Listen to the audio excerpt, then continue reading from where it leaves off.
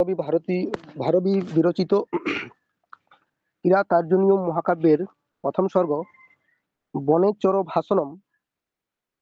প্রথম স্বর্গের আমরা যে 4টি শ্লোক আলোচনা করেছি, সেই 4টি শ্লোকের পর আজ আমরা 5 নম্বর শ্লোকে চলে যাব। এই যে 4টি শ্লোক পূর্বে আলোচনা হয়েছে, সেই বিষয়ে যদি কারো কোনো প্রশ্ন থেকে থাকে এই সময় করতে পারো, না হলে আমি 5 নম্বর শ্লোকে চলে যাব। ইনজামুল, তোমার কিছু প্রশ্ন আছে? না স্যার নেই। আচ্ছা, বাকিদের কি কোনো কিছু প্রশ্ন আছে? আচ্ছা, তাহলে আমরা এবার 5 নম্বর শ্লোকে চলে যাই। দেখো, 5 নম্বর শ্লোকে প্রথমেই বলছে যে সকিং সখা সাধুন শাস্তি অধিপং হিতান্ন চ ইয় সংশ্রীণুতে সকিং প্রভু সদা অনুকূলেষু হি কুর্বতে রতিং নৃপেষু অমৃতেষু চ সর্বসম্পদ। এই শ্লোকটা অত্যন্ত সহজ শ্লোক। এইখানে স্যার বন্ধু কিরকম হওয়া উচিত? হ্যাঁ বলো। স্যার বলছি 4 নম্বর শ্লোক, কালকে তো হয়ে গেছে এটা। দেখো শ্লোকটা দেখো, বলছে যো অধিপং। অধিপং এই শব্দের অর্থ কি? অধিপং, যো অধিপং মানে যে রাজা। যেহেতু এটা কর্ম আছে, তাহলে যে রাজাকে কি করে না, সাধু মানে হিত উপদেশ, ন শাস্তি মানে প্রদান করেন না, সকিং সখা সে কিরকম মন্ত্রী বা সে কিরকম বন্ধু, আর কি না হিতাত মানে হিতৈষী ব্যক্তির কাছ থেকে, ন সংশ্রীণুতে, সংশ্রিত মানে কি শ্রবণ করেন, আর ন মানে না, তাহলে শ্রবণ করেন না, সকিং প্রভু সে কিরকমই বা রাজা বা প্রভু। তাহলে নৃপেষু অমাত্যেষু অনুকূলেষু সৎসু মানে নৃপেষু মানে হচ্ছে নৃপতিগণ মানে রাজারা একসঙ্গে মিলিত, এবং অমাত্যেষু এবং অমাত্যরা মন্ত্রীরা একসঙ্গে যদি মিলিত হয় তাহলে কি হবে? অনুকূলেষু সৎসু মানে পরস্পরের সঙ্গে অনুকূল সম্পর্ক যদি করে, তাহলে সর্বসম্পদ সকল প্রকার সম্পদ মানে পৃথিবীতে যত সম্পদ রয়েছে সেই সমস্ত সম্পদ রতিং কুর্বতে তাদের প্রতি অনুরুক্ত থাকে।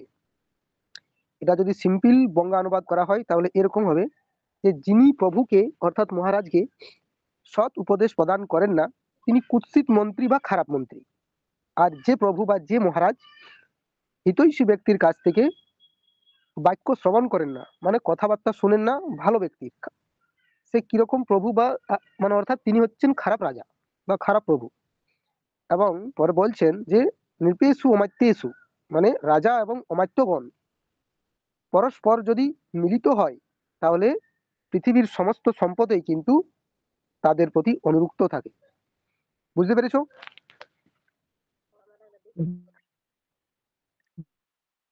স্যার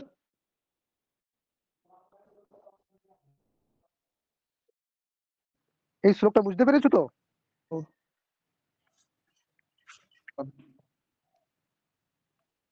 ইনজামুল শ্লোকটা বুঝতে পেরেছো?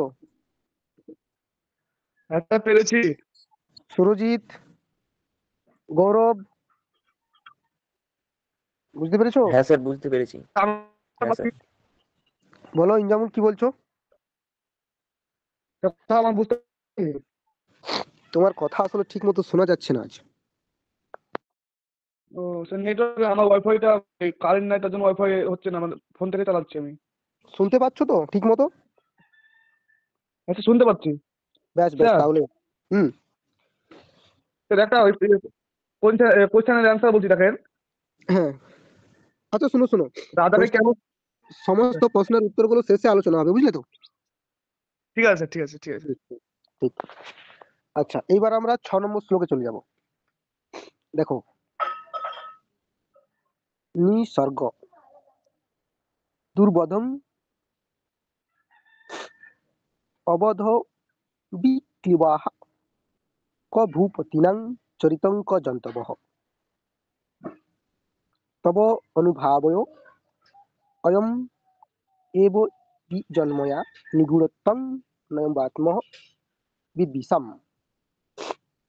তা যদি অন্যায় করি আমি উপরে তাহলে পাইনি, এরকম অন্যায় হবে যে কারণ নিঃস্বর্গ বক্সের দুর্বোধং গ্রুপে মেসেজ করতে ভূপতিনং বলতাম। চরিতং অবধ বিক্লবাহ জন্তবক যৎময়া বিদ্বিষাং নিগূঢ়ত অ্যাকচুয়ালি নিগূঢ়তত্ত্বং এই নয় বর্তম হোয়াটসঅ্যাপে তোমার অবেদি অয়ং তব নাম্বারটা বের অনুভাব। করো।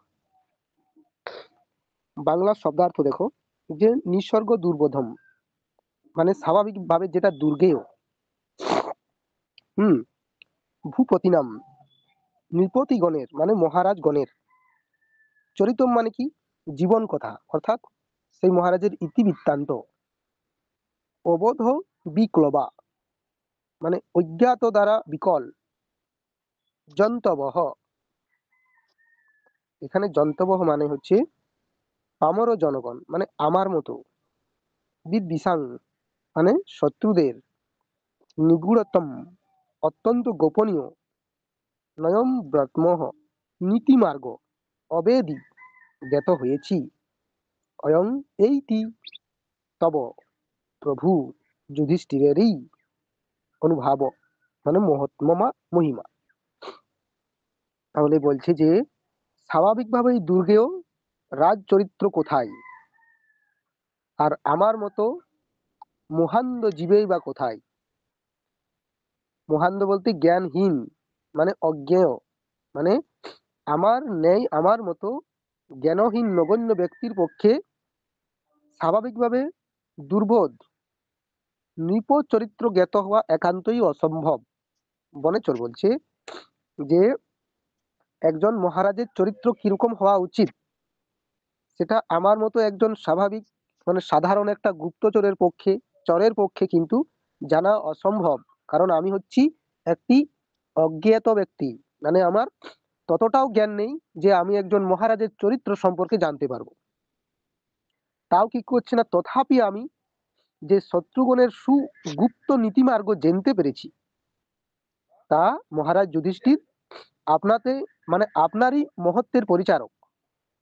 মানে আপনার জন্যই আমি সেই মহারাজ দুর্যোধনের সুগুপ্ত মানে অত্যন্ত গোপনীয় নীতিমার্গ।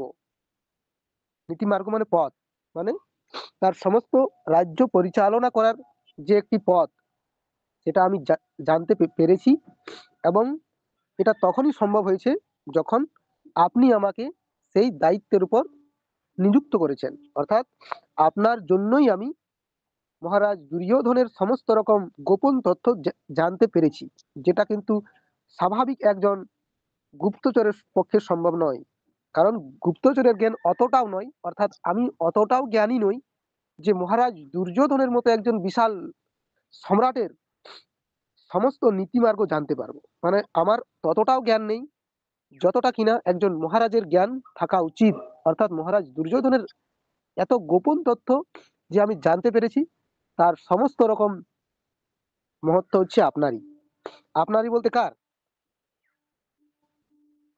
আপনারই বলতে হচ্ছে মহারাজ যুধিষ্ঠির, যুধিষ্ঠিরের। বাহ, ঠিক। যুধিষ্ঠিরের। হুম। তাহলে ক ভূপতিনাং চরিতং ক জন্তবহ। হুম। মানে জন্তবহ মানে হচ্ছে মানে আমার মতো একজন পামর। পামর বলতে জ্ঞানহীন ব্যক্তি। আর কোথায় একজন নৃপতির চরিত্র, আর কোথায় একজন আমার মতো অজ্ঞানহীন বনেচর মানে গুপ্তচর, যে কিনা মহারাজের চরিত্র জানতে বেরিয়েছে, যেটা কোনোদিনও সম্ভব নয়। কিন্তু তা সত্ত্বেও নিগূঢ় তত্ত্ব সেই গোপন মার্গকে জানতে পেরেছি, সেটা মহারাজ যুধিষ্ঠির আপনারই দয়ার কৃপা। বুঝতে পেরেছো তো? হ্যাঁ স্যার। হ্যালো, শুনতে পাচ্ছ তো? হ্যাঁ স্যার, আপনি শুনতে পাচ্ছেন? হ্যাঁ হ্যাঁ শুনতে পাচ্ছি। আসলে শরীরটা আজকে ঠিক নেই, বুঝলে, সর্দি জ্বর হয়ে গেছে। ঠিক আছে, 7 নম্বর শ্লোকটা দেখো। বিশঙ্কমান স্যার ভবত। হ্যাঁ বলো। বুঝছে, 5 নম্বর হলো, এটা 6 নম্বর চলবে, মানে আমাদের 4 নম্বরটা আপনি ডবল পড়িয়ে দিলেন। আচ্ছা ঠিক আছে, ওটা দুবার করে পড়ে নাও, কোনো অসুবিধা তো নেই। ঠিক আছে, অসুবিধা নেই। দেখো 7 নম্বরটা দেখো। বিশঙ্কমান ভবতঃ পরা ভবং নৃপা সনস্তপি বনাধিবাসিনঃ দূরদরচ্ছদ্মজিতাং জগতিং এই সরি স্যার দূরাদরচ্ছদ্মজিতাং সমীহতে নয়েনু স্যার যেতু জগৎ। হ্যাঁ বলো। স্যার আমি তো ধরে পাচ্ছি না, কয় নম্বর শ্লোক পড়ছেন? আমাদের 7 নম্বর চলছে না? 7 নম্বরে কই স্যার? 7 নম্বরে তো আছে অশক্ত মারা ধরো ধয়ত। আচ্ছা, তাহলে কি শ্লোকগুলো উল্টো পাল্টো হয়ে গেছে? এটাই তো উল্টো 7 পাল্টা নম্বর বলেছেন স্যার। 5 নম্বরটা হলো, এবার হবে তথাপি জিহ্ব স, এটা হবে স্যার। আচ্ছা দেখছি।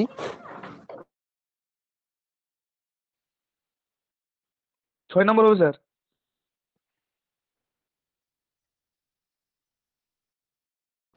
কোনটা হবে? তথাপি জিহ্মস্ব ভবজ্জিজ্ঞাসয়া তনতি শুভ্রং গুণ হ্যাঁ স্যার, এটা 6 নম্বর। সমন্বয়ং। হ্যাঁ স্যার এটাই। আচ্ছা ঠিক আছে, দেখো। তথাপি জিহ্মস্ব ভবজ্জিজ্ঞাসয়া তনতি শুভ্রং গুণ সম্পদা যশঃ সমন্বয়ং ভূতিম অনার্য সঙ্গমাদ বরং বিরোধো অপি সমং মহাত্মাভি। এটাও কিন্তু ততটাও কঠিন নয়, মোটামুটি সহজ একটা শ্লোক। দেখো, তথাপি জিহ্মস্ব ভবজ্জিজ্ঞাসয়া,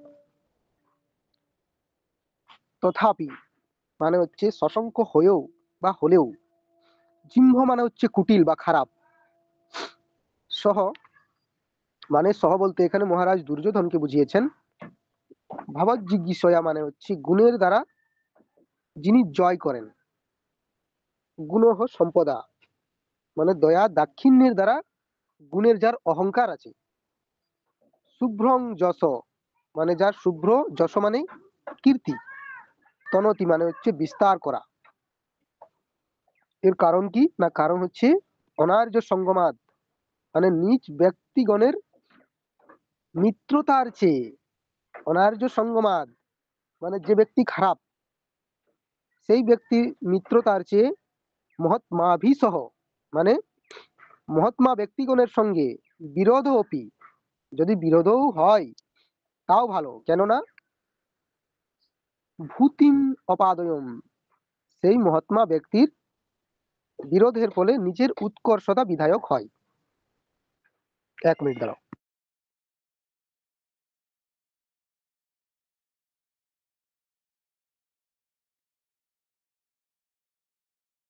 হ্যাঁ দেখো, বলছে দুর্যোধন এরূপ শঙ্কিত হয়েও যে আপনাকে জয় করতে ইচ্ছুক হয়ে গুণরাজি দ্বারা প্রভূত যশ বিস্তার করেছেন, কেননা নিজ ব্যক্তিগণের সঙ্গে বন্ধুত্বের চেয়ে কিনা মহত্বগণের বিরোধও ঈষৎ প্রিয়। মানে দেখো, বলছে তথাপি জিহ্ম সব ভবজ্জিজ্ঞাসয়া, দুর্যোধন কুটিল হয়েও কিন্তু কি কি করেছে না, প্রভূত শুভ্রম গুণ সম্পদা যশ, প্রভূত যশ বিস্তার করেছেন, কীর্তি কীর্তি বিস্তার মানে বিস্তার করেছেন। একজন খারাপ ব্যক্তির সঙ্গে বন্ধুত্বের চেয়ে বরং একটা ভালো লোকের সঙ্গে শত্রুতা করা অনেক ভালো। এবারে যদি খারাপ ব্যক্তির সঙ্গে তুমি বন্ধুত্ব করো তাহলে কি হবে না, তার থেকে তুমি খারাপ উপদেশ পাবে, খারাপ কার্যের প্রতি তোমাকে সে মনোনিবেশ করাবে। তার জন্য বলছে যে খারাপ ব্যক্তির সঙ্গে বন্ধুত্বের চেয়ে ভালো ব্যক্তির সঙ্গে শত্রুতা ভালো। মানে যে ব্যক্তি ভালো তার সঙ্গে তুমি যদি শত্রুতা করো তাহলে সেই শত্রুতার মধ্যে দিয়েও তুমি কিছু ভালো গুণ সেই ভালো ব্যক্তির কাছ থেকে শিখতে পারবে। সেটাই বলছে যে ভূতিম অনার্য সঙ্গমাত বরং বিরোধে অপি সমং মহাত্মা, মানে খারাপ ব্যক্তির সঙ্গে মিত্রতার চেয়ে ভালো ব্যক্তির সঙ্গে শত্রুতা অনেক বেশি ভালো।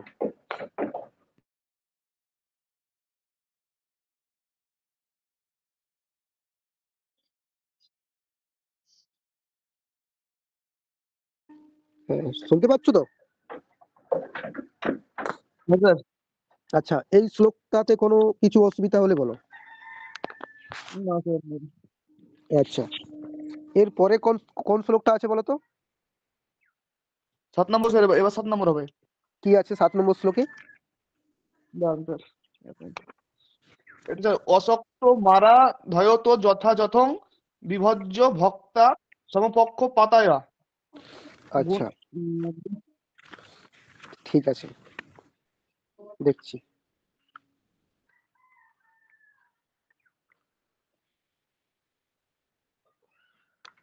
যেখান সেখান থেকে শ্লোকগুলো তুলে দিয়েছে। হ্যাঁ, দেখো,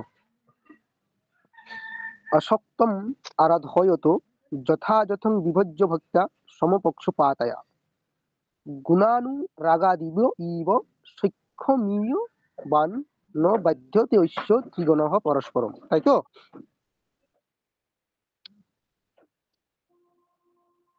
হ্যাঁ স্যার। হুম, তাহলে এখানে বলছে যে যথাযথং বিভজ্য সমপক্ষপাতয় ভক্তা অসক্তম আরাধয়ত ঐশ্য ত্রিগণঃ গুণানুরাগাৎ সৈক্ষম ইয়বান ইব পরস্পরং ন বাধ্যতে, এটা অন্যয়। এবার ত্রি ত্রিগণঃ মানে কি? মানে তিন গুণ। তিন গুণ কি? না ধর্ম অর্থ কাম। এটা পরীক্ষায় আসতে পারে কিন্তু, হ্যাঁ, যে ত্রিগুণ বলতে হ্যাঁ কি বোঝানো হয়েছে? যে ত্রিগুণ বলতে ধর্ম অর্থ এবং কাম, এই তিনটি গুণকে বোঝানো হয়েছে। তাহলে যথাযথ বিভাজ্য মানে ধর্ম অর্থ ও কাম, এই তিনটি গুণ, মানে এই তিনটি গুণের মধ্যে কোন সময়ে কোন গুণটি বিচার করতে হয়, মানে কোন গুণটির সেবা করতে হয়, সেটা কিন্তু জানে। কে জানে? দুর্যোধন। দুর্যোধন। হ্যাঁ, এরপর কি?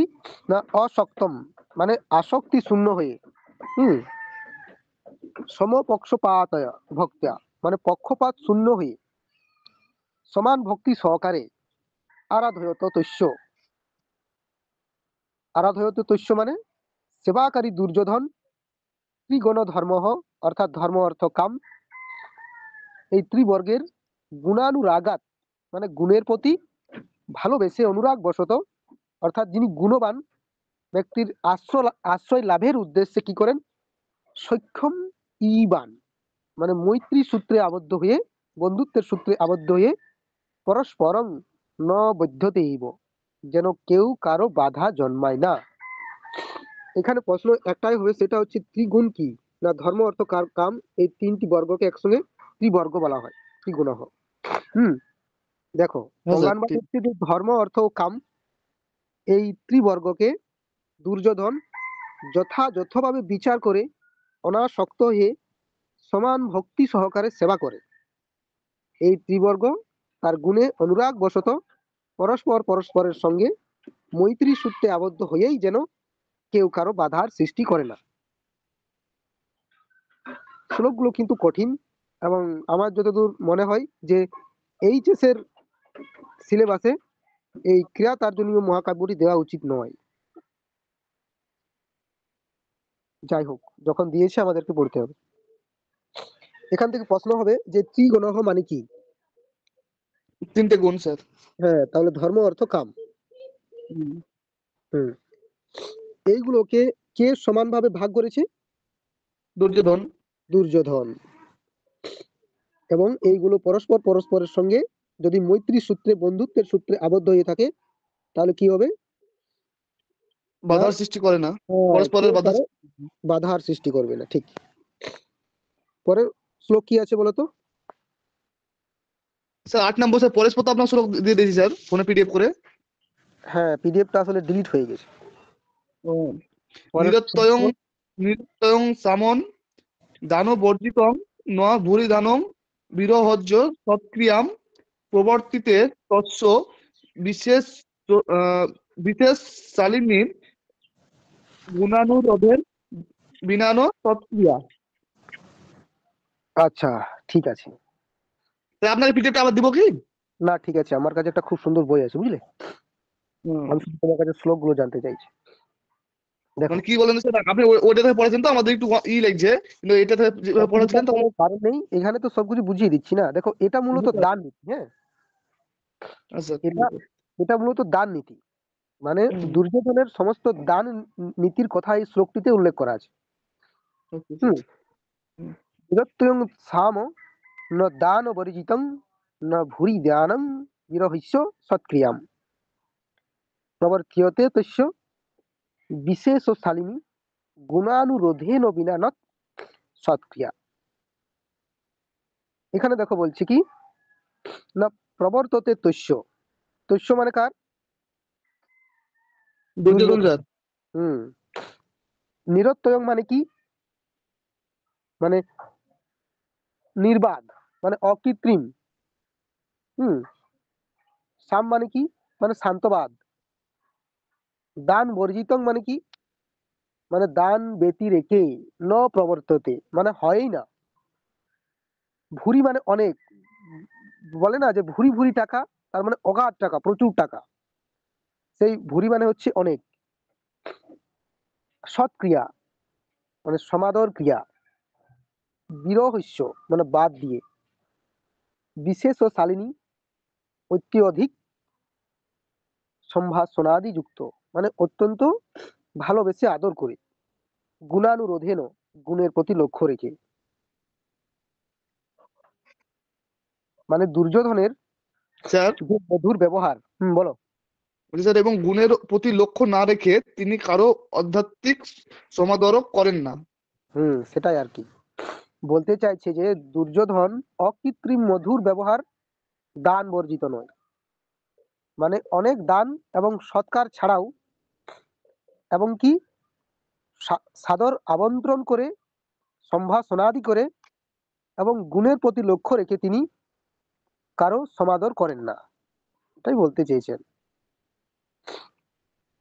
এইখান থেকে প্রশ্ন দিতে পারে যে হয়তো শ্লোকটি তুলে দিল 2 লাইন, যে নিরত্যয়ং সাম দান বর্জিতং, দিয়ে পরে ড্যাশ ড্যাশ করে দিয়ে দিল গুণানুরোধেন বিনা ন সৎক্রিয়া। মানে তখন প্রশ্ন করবে যে এই শ্লোকটি থেকে মহাকবি ভারবী দুর্যোধনের কোন নীতির কথা বলতে চেয়েছেন? তখন উত্তর হবে না, দান নীতি। বুঝতে পেরেছো তো? হ্যাঁ স্যার, দাননীতি। হুম। আচ্ছা, এই যে এইখানে যে টিকাকার আছেন, ওনার নাম হচ্ছে মল্লিনাথ। কি স্যার? এই যে প্রথম স্বর্গ বনেচর ভাষণম, এই বনেচর ভাষণম প্রথম স্বর্গের যিনি টিকাকার, সেই স্যার আপনার আওয়াজ আসছে না। হচ্ছে ঘন্টা, ঘন্টা পত্রিকা। এর পরের কি শ্লোক আছে বলো তো? স্যার আপনি যেটা বললেন শুনতে পেলাম না তো। আচ্ছা, মানে আমি বললাম যে মহাকবি ভারবীর ক্রিয়াতার্জনীয় মহাকাব্যের যে প্রথম স্বর্গ বনেচর ভাষণম, হুম এই বনেচর ভাষণমের যে টিকাকার, হুম মানে যিনি টিকাটা লিখেছেন, সেই লেখকের নাম হচ্ছে মল্লিনাথ, এবং যে টিকাটি তিনি লিখেছেন সেই টিকাটির নাম হচ্ছে ঘণ্টাপথ। হুম ঠিক ঘ আছে। দন্তন্য টয়াকার পথ, ঘণ্টাপথ। হুম ঠিক আছে। আচ্ছা, পরের কি শ্লোক আছে বলো তো? পরের আছে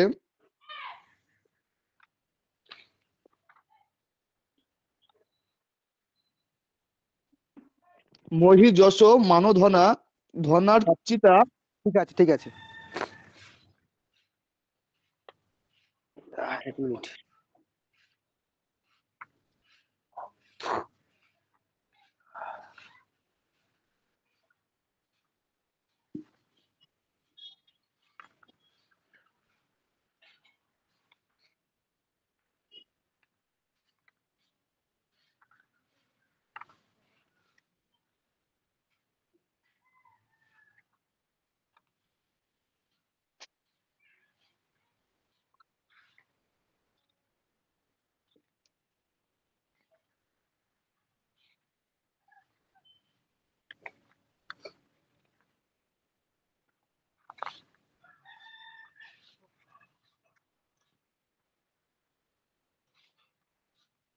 এক মিনিট দাঁড়াও।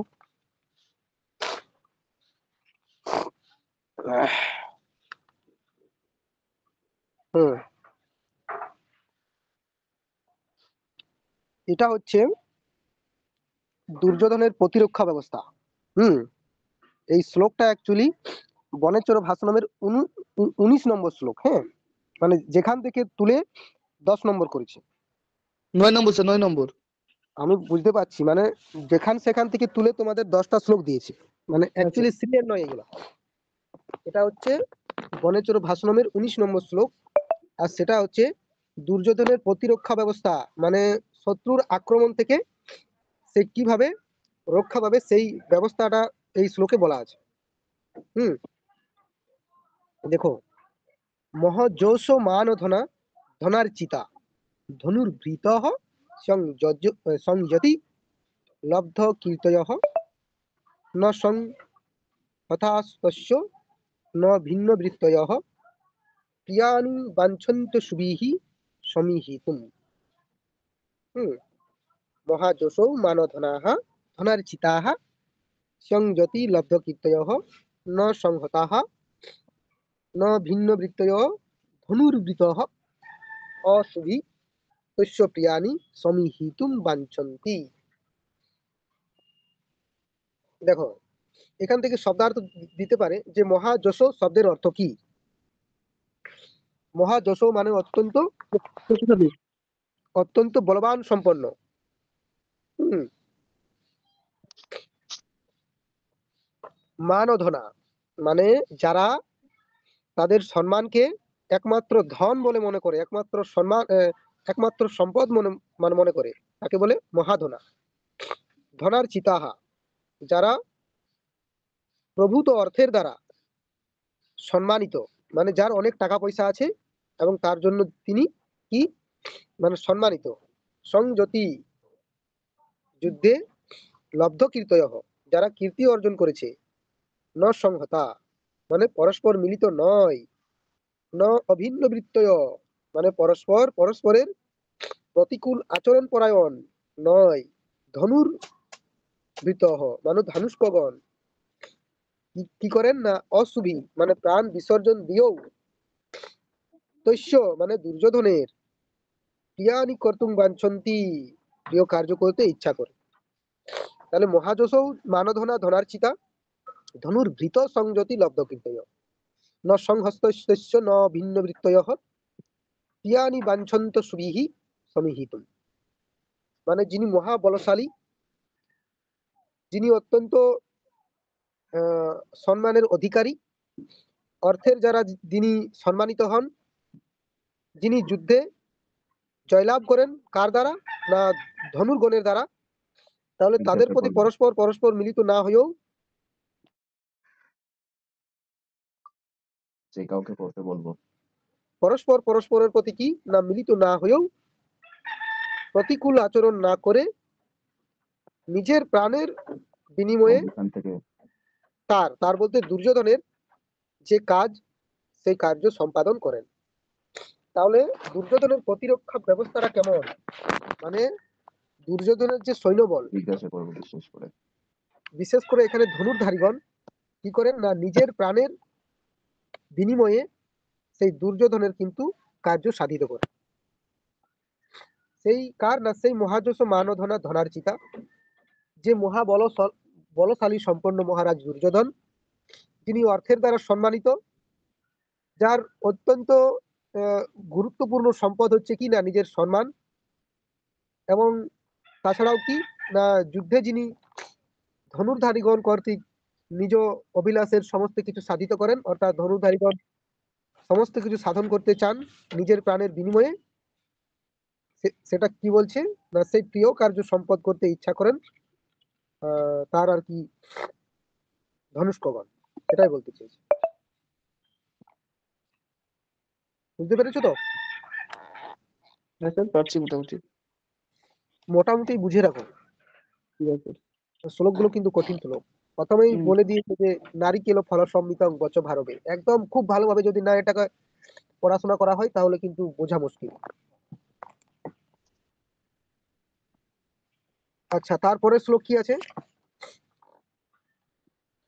তদাতু কর্তুম ত্বয়ি জিহ্বামুদাতে বিধিয়তাং তদাতু কর্তুম ত্বয়ি জিহ্বামুদাতে। বুঝতে পারছি না।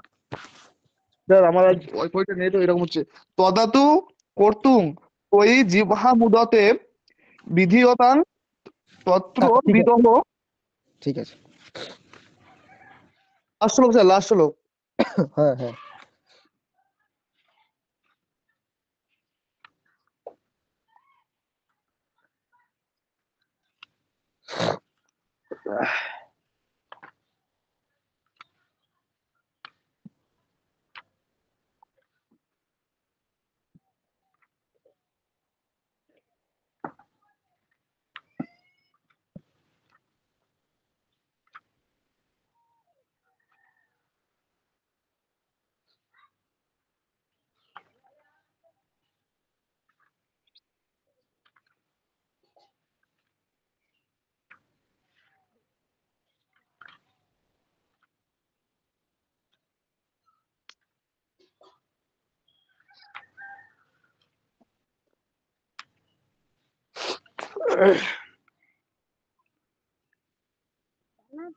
পড়াশোনা করিনি তুই? কেন আসছিস রে?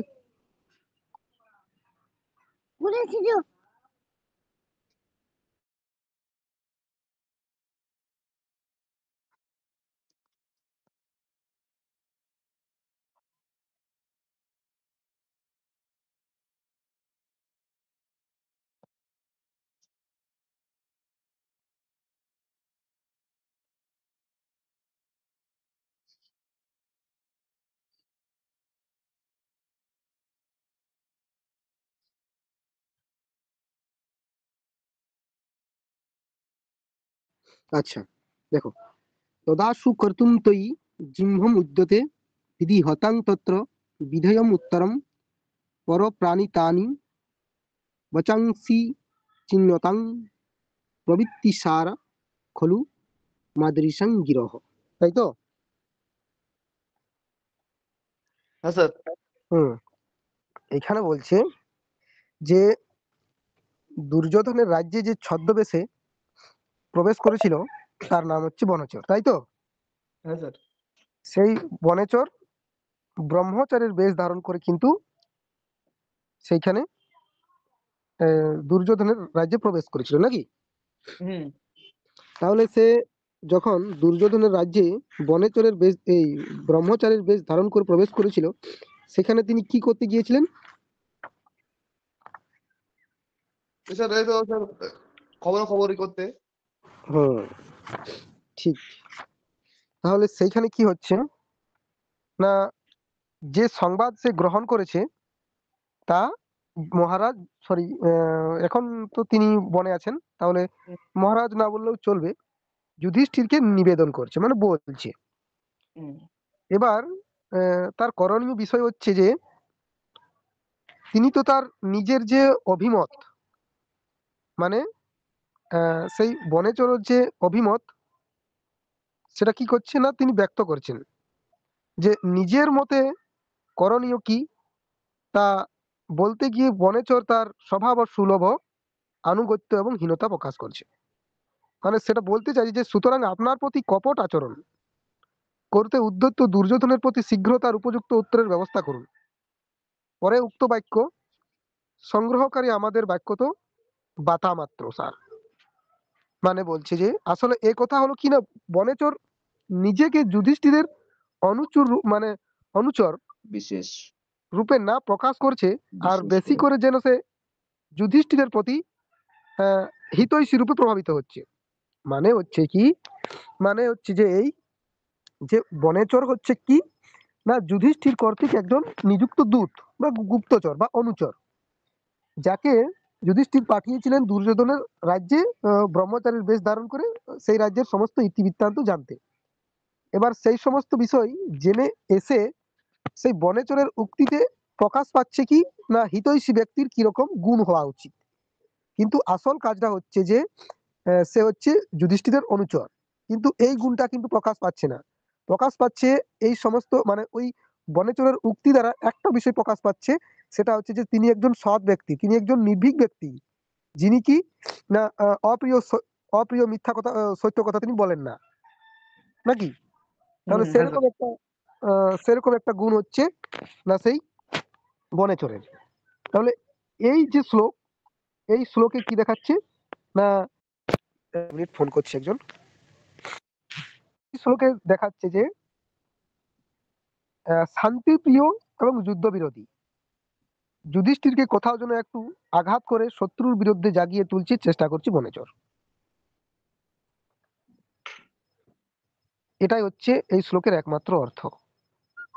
মানে শান্তিপ্রিয়, যুদ্ধ বিরোধী। যুধিষ্ঠির সর্বদাই কিন্তু এই যে মহাভারতের যুদ্ধটা হয়েছিল সেটার বিরোধী ছিলেন। সেটাই বলছি যে শান্তিপ্রিয় যুদ্ধ বিরোধী যুধিষ্ঠিরকে কোথাও যেন একটু আঘাত করে শত্রুর বিরুদ্ধে তিনি জাগিয়ে তুলতে চেয়েছেন।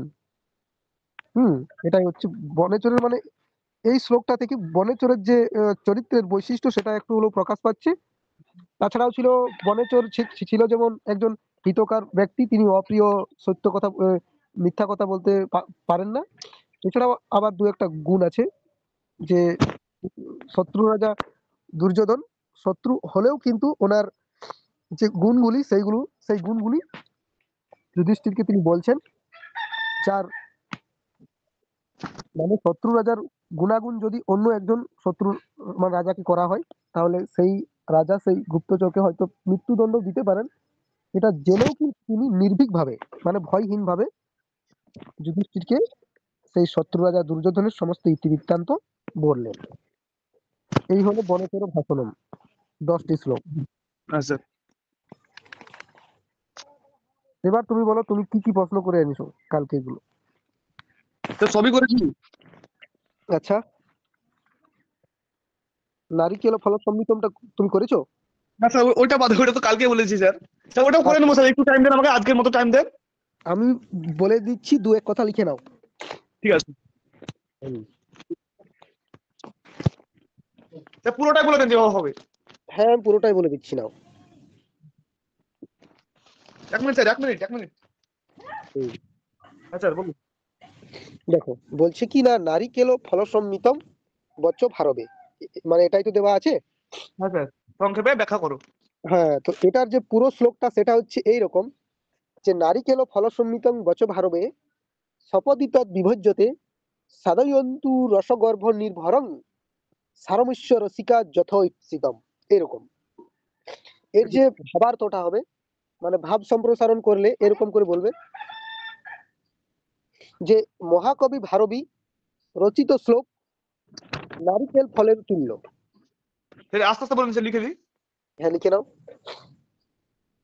মহাকবি ভারবী হুম, রচিত শ্লোক রচিত শ্লোক শ্লোক নারকেল ফলের তুল্য। নারকেল ফলের তুল্য বা সমান। ফলের তুল্য লিখবো স্যার না সমান লিখবো? তুল্য লিখো, তুল্যটা একটু ভালো শোনাচ্ছে। ফলের তুল্য। হুম, পূর্ণচ্ছেদ। হ্যাঁ, হ্যাঁ, ঠিক আছে। হ্যাঁ। তারপরে লিখো যে কর্কশ কঠিন কি স্যার? কঠিন কঠিন বহিরাবরণ। বহিরাবরণ। মানে বাইরের আবরণ। হ্যাঁ, হ্যাঁ, বহিরাবরণ নারকেল ফল নারকেল ফল ভাঙলে ভাঙলে যেমন যেমন তার অভ্যন্তরে মানে ভিতরে। হ্যাঁ, তাহলে তুমি অভ্যন্তরটা যদি তোমার কঠিন হচ্ছে তাহলে লিখবে ভিতরে। তার ভিতরে। হ্যাঁ, অত্যন্ত পেলব। কি স্যার? অত্যন্ত অত্যন্ত পেলব, পেলব। নরম নরম, অত্যন্ত নরম অত্যন্ত নরম ও ও রসালো শ্বাস পাওয়া যায়। সাফ। শ্বাস শ্বাস শ্বাস শ্বাস বলতে সেই সাদা অংশটা। স্যার দুটো শেখার হবে, তারপর শেখার হবে। হ্যাঁ, তালে বসো আকার দন্তস্ব শ্বাস। শ্বাস পাওয়া যায়। হুম, তেমনি স্যার পুনঃ দিয়ে না এমনি? পূর্ণচ্ছেদ না, কমা, জায়ের পরে কমা। তেমনি ভারবী রচিত ভারবী রচিত দৃঢ় বহিরাবরণ যুক্ত দৃঢ়। দয়েরই ঢয় শূন্য অড়। হ্যাঁ, কি স্যার? দৃঢ় দৃঢ় দয়েরই ঢয় শূন্য অড়, দৃঢ় বহিরা আবরণ যুক্ত। দয়রি র হবে না? না, ঢয় শূন্য অড়। রুক্ষ লেখো, রুক্ষ। ওটা যদি তোমার লিখতে অসুবিধা হচ্ছে তাহলে লিখো রুক্ষ বা কঠিন বা দুর্বোধ্য। রুক্ষ হুম। বহিরা আবরণ যুক্ত মানে ব হয়রস্বই রয়াকার বহিরা ব র মূর্ধন্য বরণ বহিরা বরণ যুক্ত। বহিরাবরণ যুক্ত। হ্যাঁ যুক্ত। হুম। শ্লোককে শ্লোককে যথাযথ যথাযথ অন্যয় অন্যয় অদন্তেন্য বয়ে অন্তস্থ হ্যাঁ অদন্তেন্য বয়ে অন্তস্থ অন্যয় অন্যয় সন্ধি কমা দিয়ে লিখবে অন্যয় সন্ধি অন্যয় সন্ধি হ্যাঁ অর্থ পার্থক্য না পার্থক্য অর্থ অর্থ ও অর্থ সমাস সমাস ইত্যাদি ইত্যাদি বিশ্লেষণ করলে বিশ্লেষণ করলে তার মধ্য থেকে তার মধ্য থেকে সুমধুর সুমধুর ও ও সরস দন্তেস্ব র দন্তেস্ব সরস সরস অর্থ পাওয়া যায়। অর্থ পাওয়া যায়। হ্যাঁ হয়ে গেল। সেটা বলবো কি? বলার দরকার নেই, ঠিক আছে, তুমি ঠিক লিখেছো আমি জানি। ঠিক আছে। এখন আবার কে জয়েন করছে ক্লাসটা শেষে?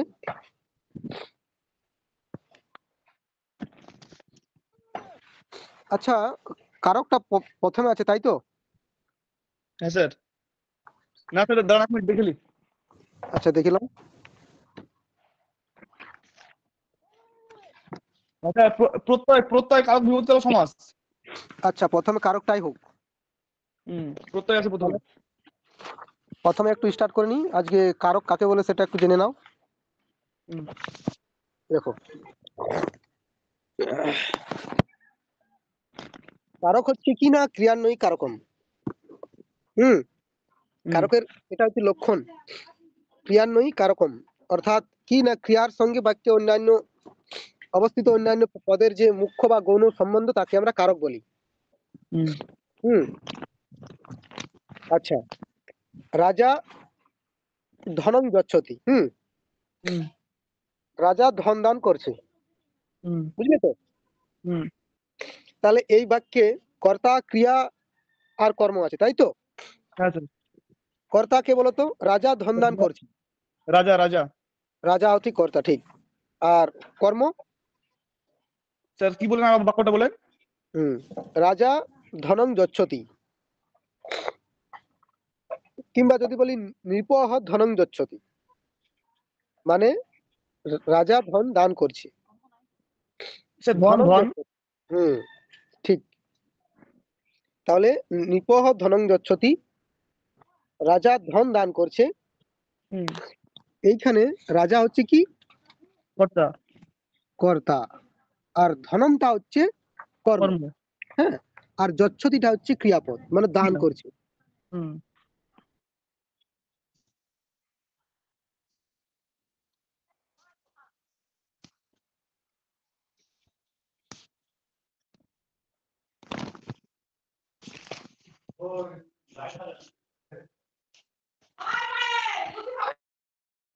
হ্যাঁ হ্যালো, শুনতে হ্যাঁ পাচ্ছ স্যার। তো? হুম। হ্যাঁ স্যার।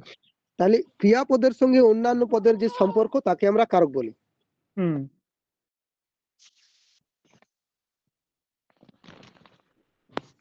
তাহলে দেখো এখানে, রাজা ধনং যচ্ছতি বা নৃপহ ধনং যচ্ছতি, ক্রিয়াপদ হচ্ছে যচ্ছতি মানে দান করছে তাই তো? হুম, তাহলে ক্রিয়ান্বয়ী কারকম, ক্রিয়াপদের সঙ্গে অন্যান্য পদের যে সম্পর্ক, অন্যয় মানে সম্পর্ক, বুঝলে? হুম, তাহলে ক্রিয়াপদের সঙ্গে অন্যান্য পদের যখন সম্পর্ক হবে তখন আমরা কারক বলবো। হুম, তাহলে এখানে ক্রিয়াপদ কোনটা? যচ্ছতি। যচ্ছতি। হ্যাঁ এই যে যচ্ছতি পদের সঙ্গে অন্যান্য পদের যে সম্পর্ক অর্থাৎ ধনং এবং নৃপের, হুম, তাহলে এইখানে এই সম্পর্ক বা অন্যয় বোঝালেই সেটাকে আমরা কারক বলবো। হুম। আচ্ছা কারক কত প্রকার বলো তো? 6 প্রকার। 6 প্রকার কি কি? কর্তৃক কর্ম সম্পাদন অপাদান। না একদম ক্রম অনুসারে বলো, মানে উল্টো পাল্টা বলো না। বলছি বলছি কর্তৃকারক, কর্মকারক, করণকারক, সম্প্রদানকারক বা অপাদান নিমিত্তকারক, এছাড়াও আছে অপাদানকারক এবং অধিকরণকারক। অধিকরণ করে। তাহলে কর্তৃ, কর্ম, করণ, সম্প্রদান, অপাদান আর অধিকরণ, এই 6টি হচ্ছে কারক। এবারে এই 6টি কারকের একটা উদাহরণ যদি দিই, মানে 6টি কারকেই কিন্তু ওই মানে উদাহরণটিতেই থাকবে। যেমন ঘোর রাম বারানুষ্যাহা নৃপ তীর্থক্ষেত্রে কোষাৎ স্বহস্তেন দরিদ্রেভ্য ধনং যচ্ছতি। হুম এখানে কর্তা পদ হচ্ছে নৃপ। হ্যাঁ, তাহলে কে দান করছে? না, নৃপ দান করছে। তাহলে নৃপ হলো কর্তৃকার, কর্তৃকারক, হ্যাঁ কর্তা। কি দান করছে?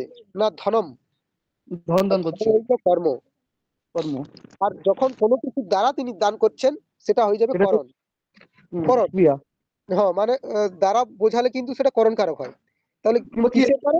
না হাতের দ্বারা তিনি দান করছেন, হ্যাঁ তাহলে হস্তেন ওটা হয়ে যাবে করণ কারক। হুম এবার কাকে কাকে দান করছেন? না দরিদ্রেভ্য, দরিদ্রদেরকে দান করছেন, তাহলে সেটা হলো সম্প্রদান। আর কোথা থেকে দান করছেন? কোষাত, মানে নিজের কোষাগার থেকে, মানে যেখানে ধন সম্পদ রাখা হয়, তাহলে সে কোষাদ হয়ে যাচ্ছে অপনার, এই কিছু অপাদান, মানে কোনো কিছু থেকে হয়তো যখন কিছু কোনো কিছু বুঝায়। হুম এবং কোথায় দান করছেন? না তীর্থক্ষেত্রে। হ্যাঁ, তাহলে হুম তীর্থক্ষেত্রটা হয়ে যাবে অধিকরণ কারক। তাহলে কারক কয় প্রকার?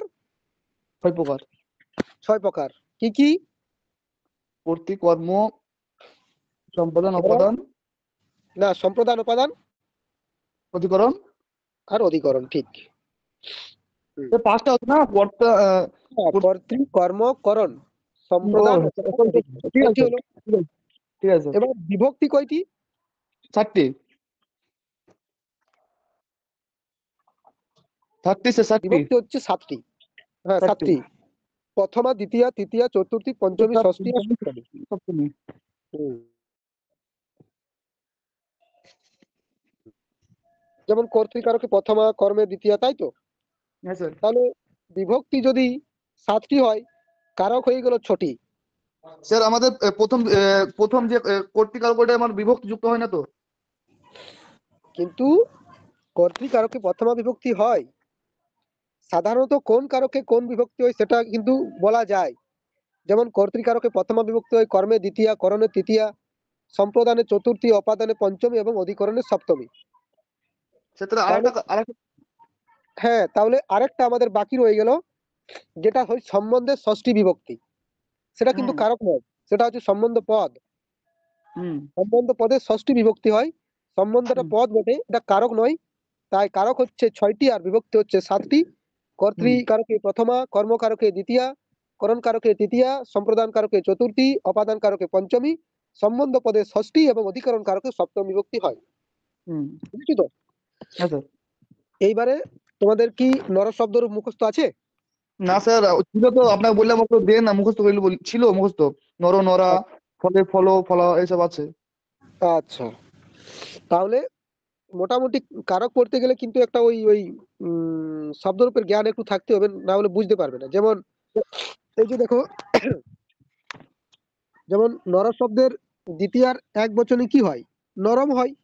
হুম নর নর নরা, নরম নরৌ, এরকম করে। হুম তাহলে নরম হচ্ছে, যেমন এখানে আমি উদাহরণটা বললাম যে ধনম, ধনম হুম আর নরম, দেখো দুটো একই। শব্দ শব্দ কিন্তু একই বিভক্তিতে আছে। হুম অর্থাৎ দ্বিতীয়া। হ্যাঁ দ্বিতীয়ার এক বচন। তাহলে আহ, কর্মকারকে কি বিভক্তি হয়? দ্বিতীয় বিভক্তি হয়। হ্যাঁ হ্যাঁ, তো সেরকম এই ধনম শব্দটা নরম শব্দের মতো, যেহেতু দ্বিতীয় বিভক্তিতে আছে এবং দ্বিতীয় বিভক্তিতে আমরা জানি কর্মকারক হয়, তাই তো? হুম হুম স্যার। তাহলে কর্মকারকে দ্বিতীয়া। এবার তৃতীয় বিভক্তির এক বচন কি আছে? নরেন। দেখো, নরেন আর স্বহস্তেন, মানে হাতের দ্বারা, এবং নরেন মানে মানুষের দ্বারা হলো। হুম তাহলে এইরকম স্বহস্তেন, নরেন, ধনেন যদি করি, তাহলে এইগুলোতে কিন্তু দ্বারা দিয়ে যখন কিছু তুমি কারক বিভক্তি করতে যাবে তখন সেটা হবে করণ কারক, এবং করণ কারকের তৃতীয় বিভক্তি হয় হুম নাকি? হ্যাঁ স্যার। হ্যাঁ, তো সেরকম করে কিন্তু একটু ওই কারক বিভক্তিটা জানতে হবে। কারক বিভক্তি না করলে ওই আর কি, আর ওই শব্দরূপ গুলো পড়তে হবে। শব্দরূপ না পড়লে কিন্তু কারক বিভক্তি জানতে পারবে না। শব্দগুলো দেন আমরা তো পড়বো। হ্যাঁ, শব্দরূপগুলো তোমাদেরকে আজকেই দিয়ে দেবো। আমরা মানে আমি হয়তো ভাবলাম যে তোমরা শব্দরূপগুলো পড়াশোনা করেছো। এটা করেছিলাম তো ভুলে গেছি আবার। আচ্ছা ঠিক আছে, আবার দিয়ে দেবো। স্যার, হ্যাঁ বলো। স্যার যে হাতবিদ্যা কথাটা প্রশ্নগুলো দিয়েছেন সবগুলো 2 নম্বরে, তাই তো স্যার? হ্যাঁ, ঠিক আছে স্যার। প্রশ্নগুলো কিন্তু মোটামুটি ভালো, তাই তো? হ্যাঁ স্যার, কিন্তু সংস্কৃতে কি আছে লেখা ওখানে? এখন বাংলাতে জেনে রাখো, সংস্কৃত আমি দিয়ে দেবো লিখে পড়ে। ঠিক আছে স্যার, একটু তাড়াতাড়ি দিয়েন সবগুলোই। আচ্ছা ঠিক আছে। ঠিক আছে, তবে আজকে এই পর্যন্তই থাক। স্যার একটা কোশ্চেন একটা। হ্যাঁ বলো। এটা স্যার এটা আমি করেছি, রাজাকে কেন 4 চক্ষু বলা হয় এটা একটু শুনবেন। আচ্ছা বলো। রাজা রাজ্য শাসন করেন, প্রজাদের মনোভাব, শত্রুর উপস্থিতি, অপ্রীতিকর ঘটনার সম্ভাবনা ইত্যাদি নানা বিষয়ে রাজা নিজে গিয়ে জানতে পারে না। এই হুম। সমস্ত খবর রাজা সংগ্রহ করেন চোরের মাধ্যমে। বস্তুত চোরের চোরের চোখ মাধ্যমে দিয়েই, না, শুনো, ওটা চোরের মাধ্যমে নয়, চরের মাধ্যমে। চোরের, হ্যাঁ সরি সরি, চোরের চোরের হুম। চোরের মাধ্যমে। বস্তুত চোরের চোখ দিয়েই যেন রাজা রাজ্যকে দেখে থাকেন, তাই তাকে 4 চক্ষু বলা হয়। হ্যাঁ একদম ঠিক। ঠিক আছে, ঠিক ভালোই আছে উত্তর করেছো। ঠিক আছে ঠিক আছে, আজ তাহলে এই পর্যন্তই থাক। ঠিক আছে। আজকে দেখো মোটামুটি এই সপ্তাহে আমাদের 3টি ক্লাস হয়ে গেল, তাই তো? হ্যাঁ স্যার। এবার কালকে তো সোমবার, হুম। আমি দেখছি যদি কালকে ফ্রি থাকি তো আবার কালকে মোটামুটি একটা ক্লাস করিয়ে দিতে পারি। স্যার, কালকে সকালে করিয়েন না কিন্তু। আচ্ছা ঠিক আছে। মানে স্যার দেখছি কিন্তু কেউ ক্লাস করছে না। হ্যাঁ, আসলে ব্যাপারটা হচ্ছে সবাই আসলে ওই কেউ রেকর্ডিং ক্লাসের উপর নির্ভর করে বসে আছে, কিন্তু লাইভ ক্লাসটা করাটা কতটা কতটা হ্যাঁ। জরুরি ওটা জানে না ওরা। স্যার, আপনার সাথে আমার কতটা কথা হচ্ছে, কত জানতে পারছি কোনটা ভুল হচ্ছে ঠিক হচ্ছে। হ্যাঁ হ্যাঁ, ঠিক আছে। ঠিক আছে স্যার। হুম।